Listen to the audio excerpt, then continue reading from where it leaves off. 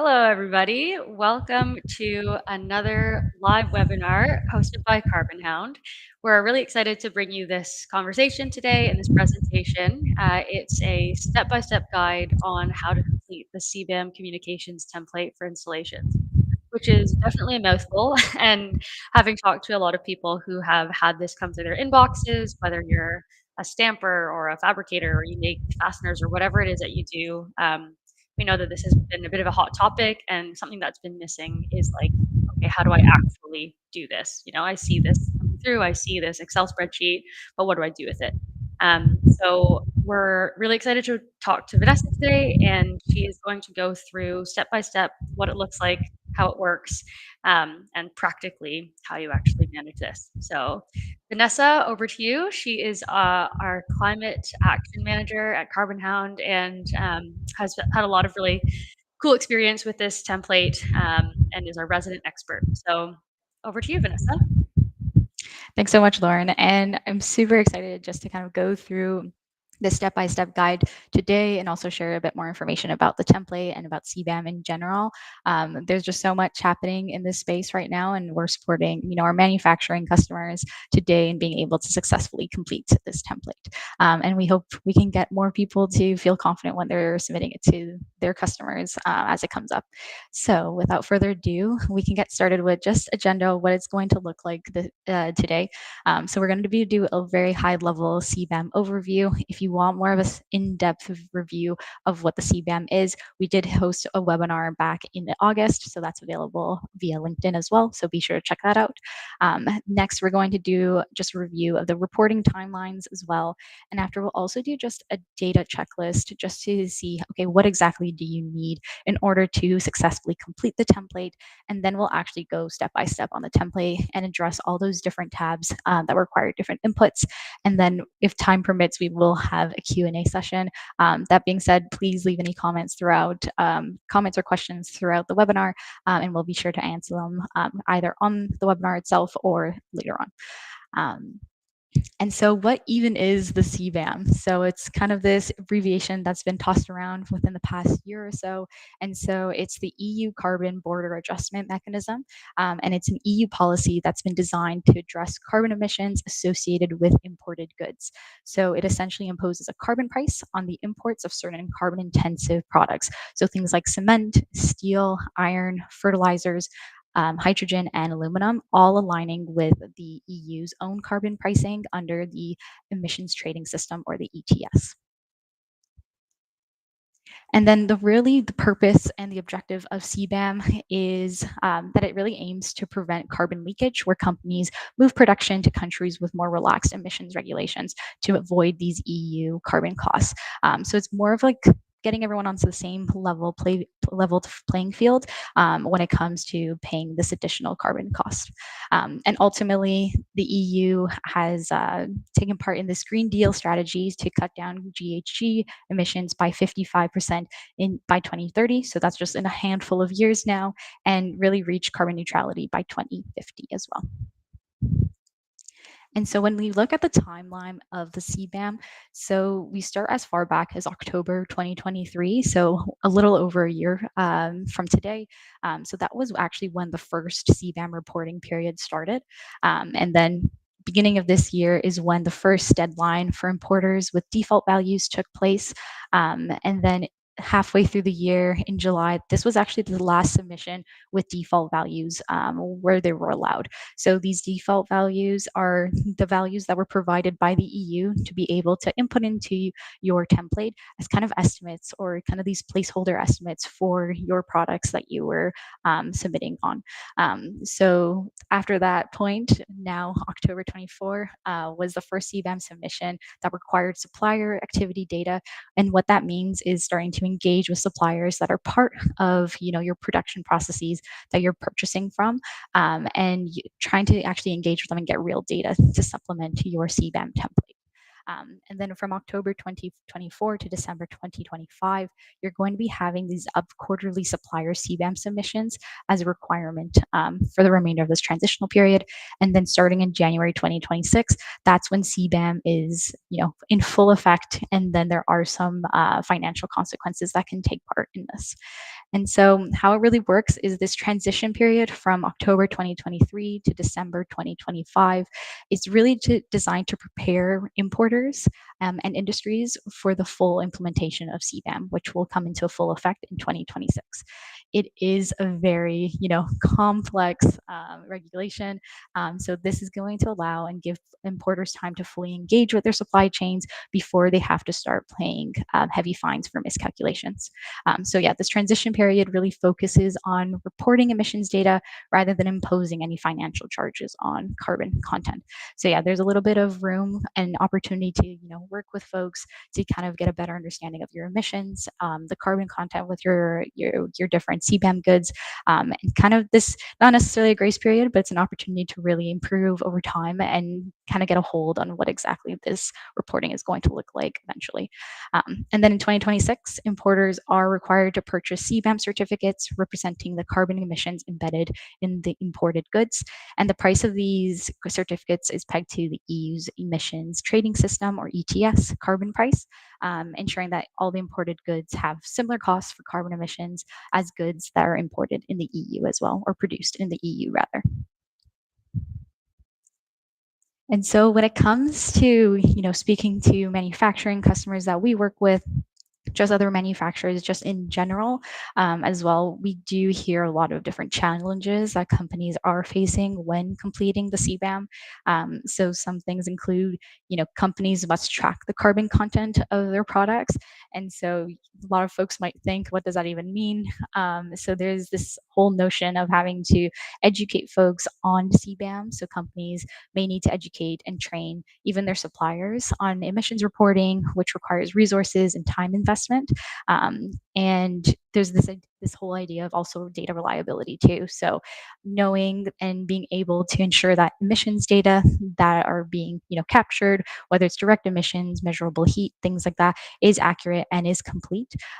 So it does take a bit of a time and process for a team to figure that out and to be able to do on a quarterly cadence.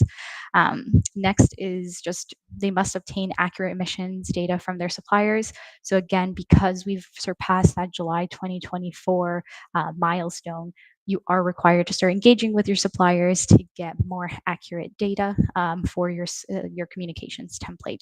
And so this is going to involve a lot of supplier collaboration. So many companies are going to be relying on suppliers in their non-EU countries to provide accurate emissions data.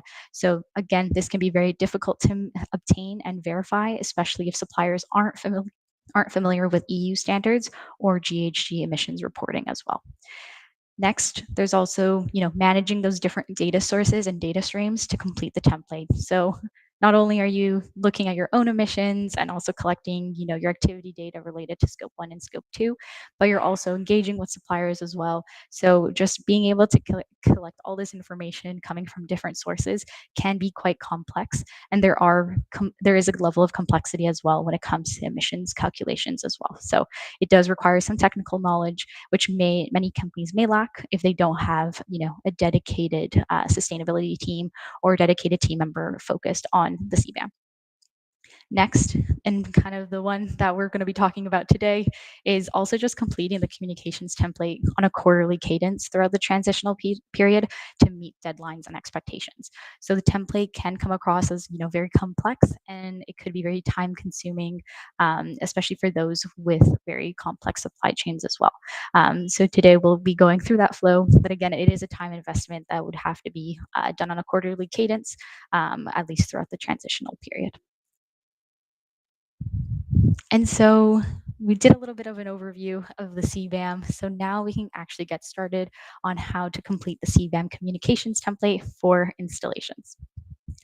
But first, we just want to highlight that and also ask the question, are you impacted by the CBAM, and do you actually have to complete the template? So you are if you export any of those CBAM goods that were highlighted earlier. So things like steel and iron, hydrogen, electricity, aluminum, and cement as well. If anything is being exported to the EU, you are impacted. Or if you sell products to a distributor and eventually it makes its way to the EU. So if you fall under these two buckets, you're in the right place, and you can learn a little bit more today on how to fill the communications template. And so we'll start with just a checklist of what exactly you'll need in order to successfully complete the communications template. So first, just starting off with defining the installation or the facility boundaries and the boundaries of the production processes. So really coming down to mapping what those different sources look like, whether what goods are you purchasing from other suppliers, what are you actually manufacturing or producing in your own facility. And then next, you're going to want to determine your reporting period. Your customer might already share what the reporting period they're looking for, but as a default, you can use the last full year's worth of data. Next, you'll want to map out your production processes, including those raw materials and inputs throughout the process as well. Next, you'll want to identify the emissions associated with each relevant production process. So things like how much electricity is being attributed to specific production processes. Eventually, especially now, you'll want to have a supplier contact information list to start collecting supplier specific information related to the products that you're purchasing from them. And then next, you'll also want to note what emission factors are going to be used throughout the process and what sources are you using to obtain those emission factors. And then finally, you'll also want to identify what the CN codes, or I think it's the combined nomenclature codes used in the EU when it goes through customs. And this is very applicable to the products or the CBAM goods that you're exporting.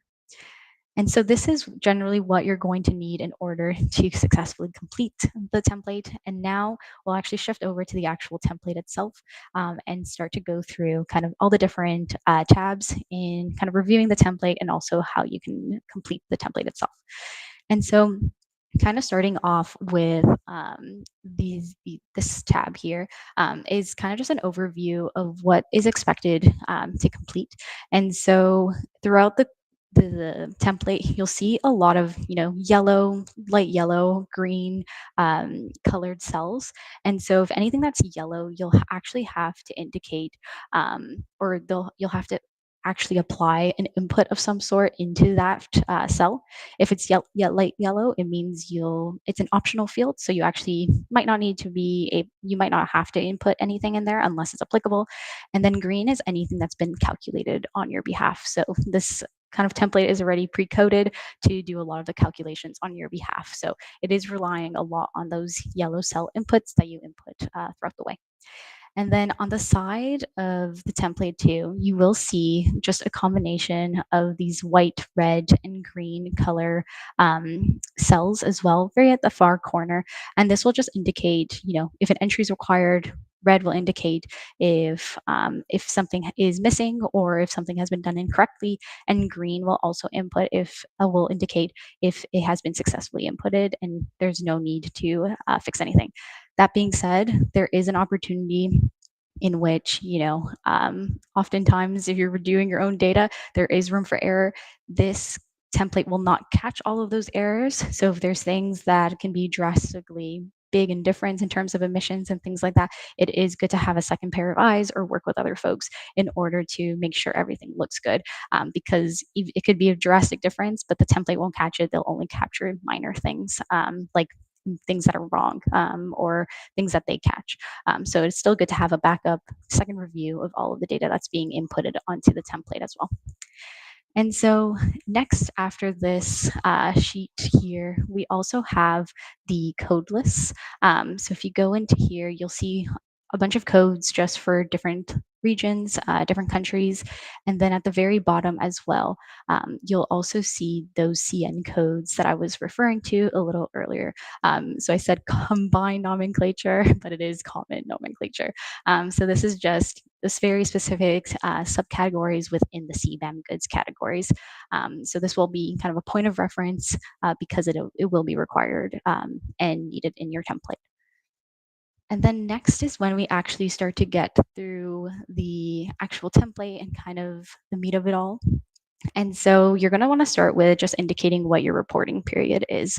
Again, default reporting period right now is typically 1 calendar year, and the reporting period during the transitional period is quarterly too.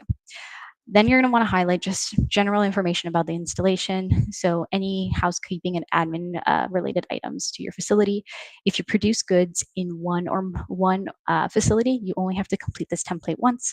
But if you have various facilities that are producing various products or various CBAM goods, you will be required to fill another separate communications template on a per facility basis. And then next section here, we'll look at the verifier of the report. So during this transitional period, you actually don't need to worry about this at this point in time. However, you can feel free to engage with a verifier to just make sure the data looks good and is being reported accurately, but it is not mandatory until the beginning of 2026 during that CBAM definitive period. And then next is where things can start to look a little bit intimidating, which is the aggregated goods category and relevant production processes table. So in this part A, you're going to want to identify any groups of similar products and adding the respective and relevant CBAM goods category. So in this case, we have crude steel and iron or steel products. And usually, depending on what you end up inputting in here, they will identify any potential processes that are relevant to each of those goods. So you'll also need to disclose any precursors or any input materials or processes only if it's produced within your installation. And you'll describe the process conducted as a route based on the drop-down selection provided. So you'll see here that crude steel was selected, and so the root option was electric arc furnace, but if you drop it down, there are other options as well that are relevant to that. There will also be a little table just underneath this section as well. And this is also to highlight any potential relevant precursors or input materials if it applies to your organization and if it's relevant to what your facility is producing. So if none of these are relevant, you can ignore it. If they are relevant and you realize, oh, I do have alloys or I do have hydrogen, you will have to include it into this section above. Then next, you're going to have the relevant production processes. And so from here, you'll actually outline the products that are available for the market specifically. However, you can include within those finished goods line items what product processes are relevant. So it'll say here, you have crude steel and you have iron or steel products. There's only direct production. So those are two very specific categories that you're reporting on, and there's no specific processes taking place related to those, or no additional no additional input materials. And then you can name these accordingly too. And this naming convention will actually be carried forward throughout the rest of the template too. So you'll see this once again. And then at the very bottom here, you'll be looking at anything that you're supplying, or anything rather you're purchasing from suppliers. So when you check all the relevant precursors purchased, you must include the country code as well and add any specific naming convention. So in this case, you have crude steel and you have different types of alloys, and they're all coming from different countries. So you'll want to highlight that. If you're familiar with any of the processes that take place, or any specific production processes, we will want to highlight that here as well. If you don't know, that's totally fine. But if you do know, it is recommended to apply that into this section. And then again, you can also just make a specific naming convention for all of these, and these will also be carried forward throughout the template. And so when you've completed this, you'll have this completeness check section here, and that's when you've successfully completed the tab in itself. You'll also have this section at the top here, which will also indicate if there's any specific information that you'll need to go back and fix. So it'll be highlighted as red and as incomplete. And so if you go to the very bottom here and go to this B tab, this is where you'll have to get a better understanding on your installation's emissions. So before this part, we really encourage folks just to take the opportunity to create a map or a diagram of some sort with your team or external party or whoever you're engaging in this type of work with, to identify three things. So first one being the relevant production processes. So specific to the products that you're producing within your installation or your facility. Next, any fuel, energy, or heat that goes into the production process. And finally, any relevant input materials used as well. And so from here, when you feel confident about, having mapped out all of those items, you can actually gather that necessary information and input it into the sheet. And so the sheet actually uses a calculation based approach when it comes to collecting the information and submitting to or calculating the emissions. So there's three methods. So you'll see at the kind of the lighter area here, the three options here, and then you'll have some examples just underneath it. So the first one being combustion. So this requires identifying any relevant fuel or energy in the form of usage or activity data. So in this case, for example, you have natural gas, you'd be determining how much tons of natural gas has been used at the facility. And then next, you'll have process emissions. So this line item here on number 4, on line 4, what you'll see here is it requires you to input material that you used for your production. So with both the combustion and the process emissions methods, you'll also need to apply the relevant emission factor as well. So you'll see here that in both of these sections, there is the emission factor that's used, and there are some default units that you have to apply. So just make sure your emission factor has been converted or is matching the emission factor unit that's necessary for the template. Next, there is another method that can be applied, which is the mass balance method, and it's a slightly different approach, but it looks at the materials entering and exiting the installation, and it looks specifically at the carbon content of those materials. So anything that's entering the installation will be a positive value in terms of the activity data, and anything that's being removed or being exited from the installation will be a negative value. So that's just kind of the key differences between the different approaches here. You're happy to use all different approaches if it makes sense to your specific installation and your production processes. And then next from here, you'll be at the C section. And so from here, you'll actually start looking at the installation level GHG emissions and energy consumption. So this is actually a pretty quick and easy tab or sheet to fill out because it looks at the fuel balance, and a lot of this information is already being calculated based off of your inputs from the previous sheet. So a lot of these already are green, have been pre-calculated. There is an opportunity to put any manual entries. So if you find that this total fuel input, for example, is not up to par or is missing something, you can actually manually input a specific entry there. But specifically in this second section of this sheet, in the GHG emissions balance table, you'll have to input your indirect emissions, such as purchased electricity from the production process, including those not attributed to the CBAM processes. This is a manual input as well in this yellow cell here. And so you will have to calculate that separately outside of the template and then input it onto the template itself. So just keep note of that, and also just keep note of where you sourced your emission factor. And I say that because as you scroll down, there is going to be just general information on the data quality of, how did you calculate these emissions? And so you'll have a series of different options here. So mostly measurements and either analyses or national standard emission factors or sector specific emission factors. And you'll just have to be very clear as to which one you're using. One option as well is mostly default values provided by the EU. You will be questioned if you use that. And so in this case, since it's not selected, it is white, so not relevant. But if you would have to indicate why you're using the default values, especially after that July 2024, since we've surpassed that July 2024 milestone. And then you can also indicate the information on the quality assurance. So you'll have third-party verification starting in 2026, internal audits, so anything being conducted internally, a 4 eyes principle, just having multiple people review the data being inputted, none. If just one person created the template and that was it, and they submitted it, that would be under none. And so that's how you complete the C sheet.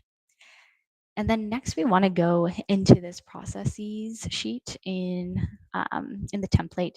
And so this sheet really focuses on the production processes that were outlined in the very first sheet that we filled out, which was the A sheet.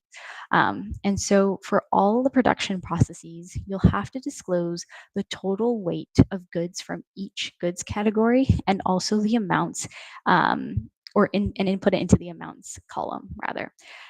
And so from here, you'll also indicate what percentage is available for the market for purchase and if any weight is consumed in other production processes.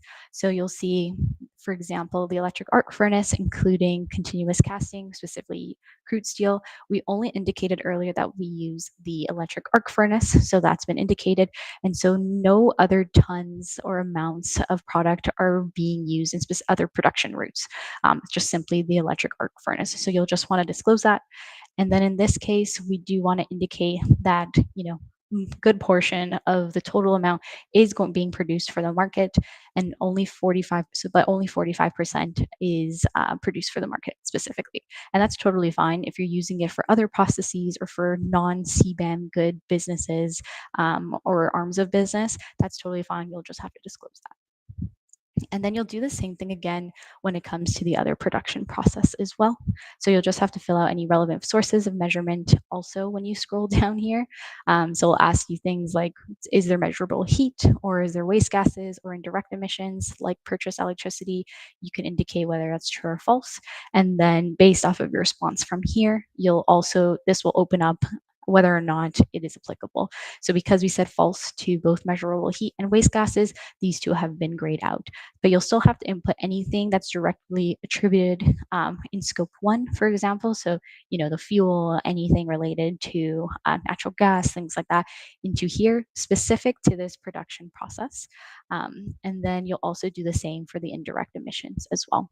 And again, they'll also be asked or requested to indicate the emission factor that was applied for this specific portion of the production processes, and you'll also indicate where that was from. So here it only shows you a bunch of letters and numbers, but they all go back to a different sheet on the page, which will indicate, are you using default values?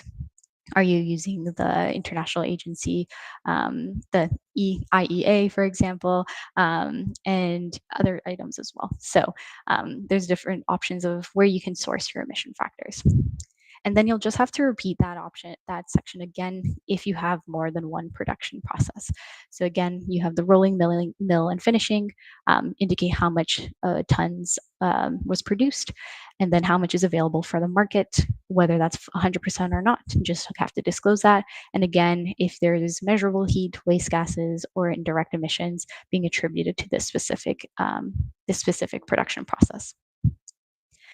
And then if we want to go to the next slide or next page here, rather, this is going to be the section that focuses on getting a bit more granular and referencing the materials that you're purchasing from suppliers. And so from here, we indicated, there's about 4 different products that we're purchasing from various suppliers. So you'll want to outline what amount was purchased and has been consumed during the reporting period, and how much of the input material has been consumed in each relevant production process. So in this case, there's only in what we purchase for carbon steel ingots, you'll want to determine, if there's a production route that was already identified, it'll pop up here. But you want to say that, you purchased this much of tons from this specific supplier. And then same thing, it'll ask you if you used it for anything else related to non-CBAM goods. And one thing to note is that if the value in the in control is 0, then the calculations were performed correctly. So meaning you'll have to use these numbers will pretty much be pretty similar, if not the exact same, but at the end, their control number has to be 0 to really move forward and be able to pass this page. And then I'll ask for the specific embedded direct emissions and indirect emissions and emission factors used. And so before that July 2024 point, you were allowed and you were able to use those default values that were provided by the EU. Now is that kind of that point in time where you actually need to start engaging with suppliers. So this information you'll actually start receiving from your suppliers directly. And so it's a matter of contacting them, asking them, hey, have you completed the CBAM template? Yes, great. What are your numbers that I can apply to my communications template so I can submit it to my customer? And at this point in time, especially, we are required to reach at least 80% of real data, so coming from suppliers. You're still allowed that 20% of being used or using default values, but 80% is kind of what you really need to strive for the rest of this transitional period. And that being said, you'll have different sources. So if you are getting it from the supplier itself, it will be measured. You can use a default value for that less than 20% data availability. And then unknown is just you actually have no idea where you're getting this information. So it might not be the best quality of data. And so you'll do that for every single purchased precursor or input material. And you'll always indicate, the split between the different relevant production processes that it falls under. And again, just make sure that the control always equals to 0. And then that concludes most of the template. There are just a few more key items that we want to address throughout the process as well. And that includes this tools tab. So this is just meant to provide some additional support and some additional information on anything that you're looking for related to, emissions attributed to heat and electricity production, things like that. So it's meant to be kind of a resource that you can reference over time. And then next in the further guidance, this is something that can be referenced all throughout the completion of the CBAM communications template. So we have this further guidance section at the very top of every single sheet. And so you can always click to see, okay, I'm interested in learning the general guidance or the summary of products sheet and all of that interesting items. And it'll always point you to the right direction here. So everything that we've actually spoken about today, a lot of that information you can still find today. So, what do certain items mean? What do certain words or what are we actually trying to get in terms of the input values that we need for the specific sheets? So this further guidance sheet will provide you with additional information, additional context to support you or try to make this as seamless as possible for you.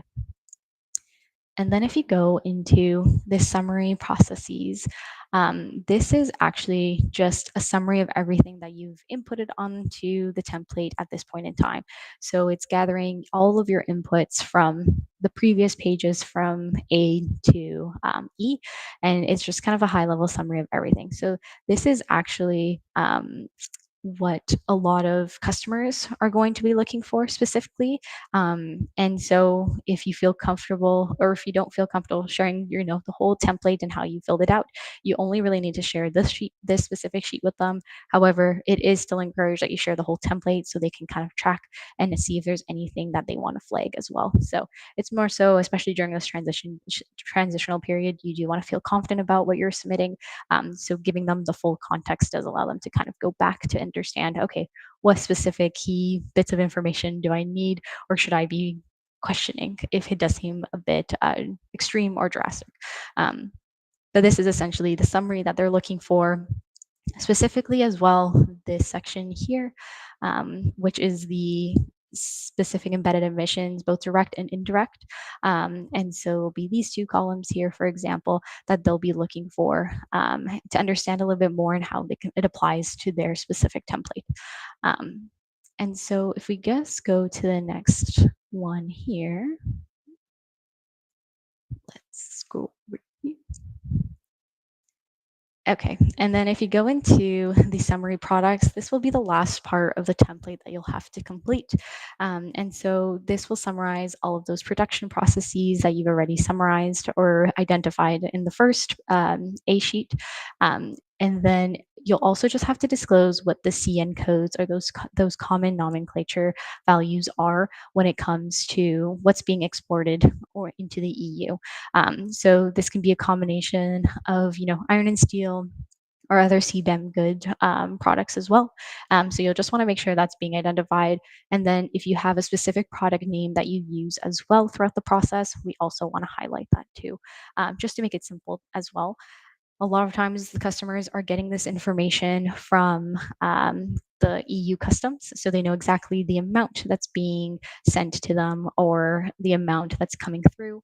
And they also go by CN codes. So you just want to make sure all those CN codes match your template to what their customs information is being shared as well.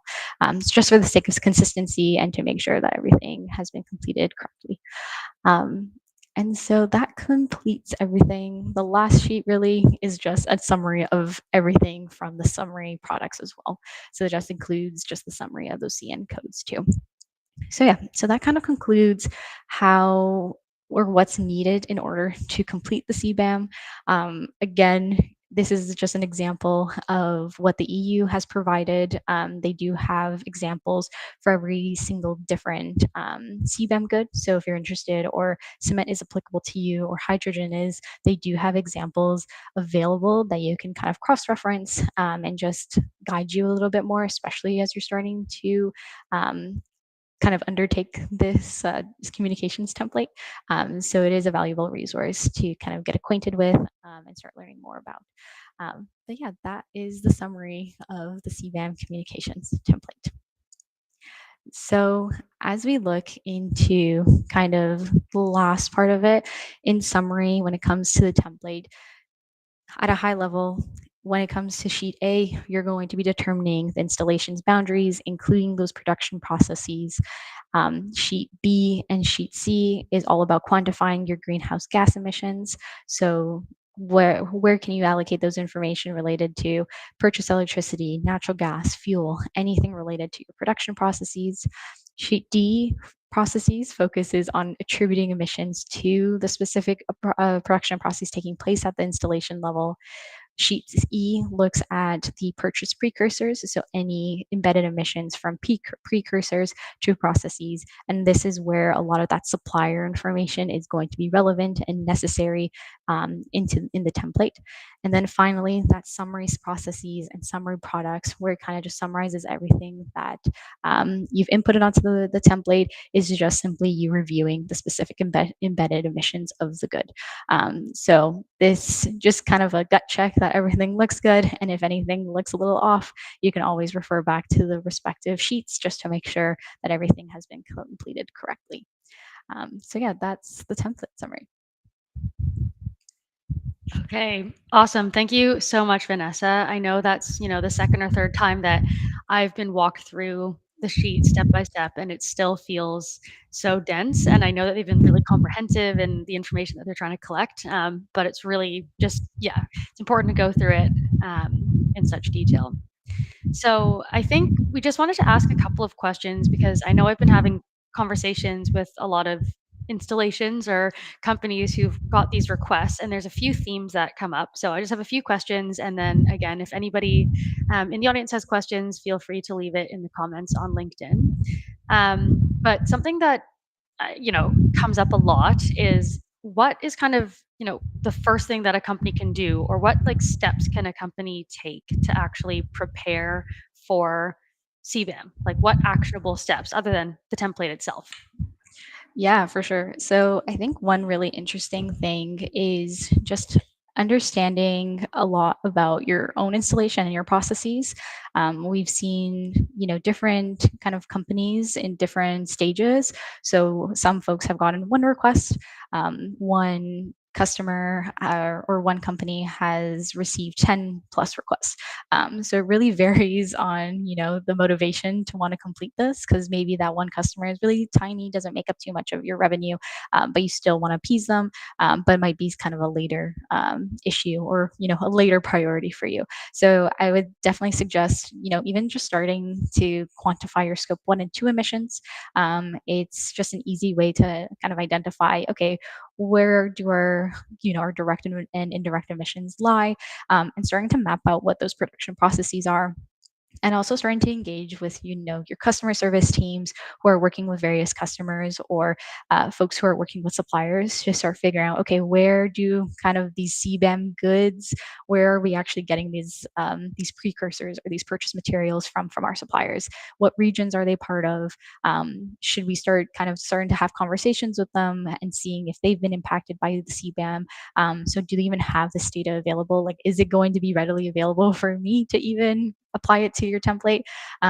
So another other options too is attending events like webinars as well, just to skill up or get a better understanding of how you can speak to the CBAM, not necessarily just for your own knowledge, but also just communicating it to the team and relevant stakeholders, and also just kind of having that preparation in advance, right? You want to say this could be impacting us in the near future because we do have goods that somehow make its way to the EU, or if you don't necessarily export them yourself. So how do we kind of prepare for this? And maybe that means allocating maybe a potential budget where you can engage with consultants or software who can support with this type of work. And it'll just kind of give you kind of that view, or at least that comfort, that if even if this does come up, you are kind of in the right spot, and that maybe some money will have to be sent into this type of work, but you have that already prepared in advance. So you do have a bit of time. Your the transitional period is until the end of next year, but once that comes into effect, there will be some financial consequences, or penalties rather, that you want to just be mindful of. Yeah, on that, just a question in terms of the risk. Like, if a company is impacted by this, but they don't complete the template by the deadline, what is the risk either to that company or to the importer, and how does that like fine piece work? Yeah, so during the transitional period, there is a little bit of a grace kind of period to kind of get things up and running. If you only got this template for the first time and the deadline was in 2 weeks, you might not have the full understanding of what exactly needs to be done, and you still need to gather all the right data, and about a year's worth of data, even at that. So you do want to be mindful of that too. So during the transitional period, it is an opportunity to engage with your customers and engage with suppliers and just start building those relationships to get the right information that you need. That being said, when 2026 comes around, if you're not complying, there will be kind of financial consequences related to that. Um, if you're also not completing the template correctly, there's also financial penalties related to that too. There might also be an opportunity for customers who see that you're not complying with the CBAM template to not want to do business with you at all, maybe, or change contract values and things like that too. So it does pose a financial risk, and something that you want to kind of take into consideration, and taking this seriously just in general. And yeah, if you can avoid those penalties and those financial consequences, you might as well, right? Yeah, that totally makes sense. I think another thing that I've just been hearing is, okay, great, we have to do this. There are consequences if we don't do this. Um, I don't know if there's a specific number, but kind of how much time or how much time and effort and resources does something like this take? Obviously, going through it, it's quite a long and dense sheet, and you have to do it for every installation. That's a lot of work, but in your experience, how much of an investment could this be? Yeah, and so what we start off with is just generally quantifying scope 1 and 2 emissions, and also looking at that purchased goods category as well, and within scope 3, kind of at the minimum. So those will be kind of the relevant information that we'll need to accurately input the information into the template. So it's a little bit already of a process there, just understanding, okay, what other kind of categories within scope 1 and 2, or what are those key emission sources that we want to outline. So that in itself could take a while, just to map out everything, gathering the right key stakeholders, and also engaging with different teams too. And everyone is very busy, and we want to be conscious of that too. So we just want to make sure that we're building the right systems in place in order to get the information very readily as well. So as this will be a quarterly requirement, in the next year and a little bit, we do want to make sure that data is readily available on a quarterly cadence. And then on top of that too is just yeah, starting to outline what those production processes look like and any other additional information that we'll need. So it could take, again, talking to the right key stakeholders within a team, mapping it out. Maybe it's a 1 hour call just to kind of fully understand the scope of the complexities around it.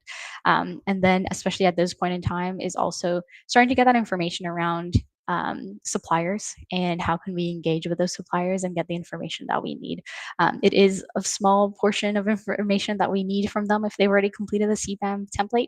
But that being said, it does make such a big difference when it's being applied to your template. It increases the quality of your data significantly. So it's like building the systems also in place to be able to engage with suppliers every quarter.